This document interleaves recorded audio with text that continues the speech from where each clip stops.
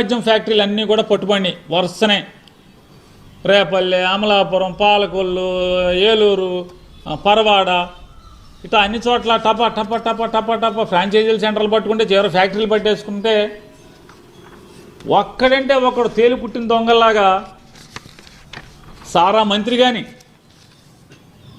లేదా ఇది ఎక్కడైతే సరుకు దొంగ సరుకు అంటే నకిలీ మద్యం ఫ్యాక్టరీలు నకిలీ మద్యం ఫ్రాంచైజీలు పట్టుబడియో ఆ పట్టుబడిన చోట ఆ జిల్లా మంత్రి కానీ ప్రభుత్వాన్ని నడుపుతున్నటువంటి ఆ జిల్లా మంత్రి కానీ ఎవడు అసలు క్విక్ మంటలేదు, మాట్లాడట్లేదు, దాని మీద స్టేట్మెంట్ ఇవ్వట్లేదు, అసలు ఏం చర్యలు తీసుకోవాలని కూడా ఎవడో మాట్లాడతలే.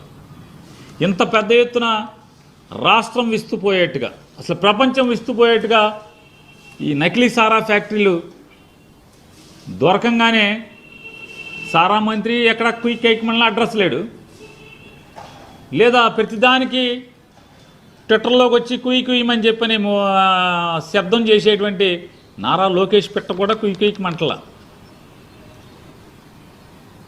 వాళ్ళ నాన్నగారు కూడా మామూలుగా గంటకోసారి మైక్ పట్టుకుంటాడు. ఆయన అసలు మైక్ పట్టుకున్న పాపాన పోల మైక్ పట్టుకుంటే ఇది అడుగుతారేమో ఇది చెప్పాలేమని. అందరూ తేలి కుట్టిన దొంగలాగా దొంగలు అక్కడే గప్చు ఎవడు మాట్లాడట్లా. అంటే ఈ రాష్ట్రంలో ఇంత పెద్ద ఎత్తున నకిలీ మద్యం ఫ్యాక్టరీలు పట్టుబడుతుంటే ప్రభుత్వాన్ని నడిపేవాళ్ళు మామూలుగా ఎవడన్నా దొంగతనానికి వెళ్ళాయనుకో, ఆ ఇంట్లో బీరువా సాటం దాక్కున్నప్పుడు తేలు కుడితే ఏముంది, అరిస్తే ఇంటోళ్ళు లేచి ఎమ్మకొట్టుడు కొడతారని చెప్పి తేలు ఆడు లోపలే పిసుక్కుని అట్టాకు నుంచుని ఉంటాడు. వీళ్ళ పరిస్థితి కూడా అదే చందాన ఎవడు క్విక్ మంటల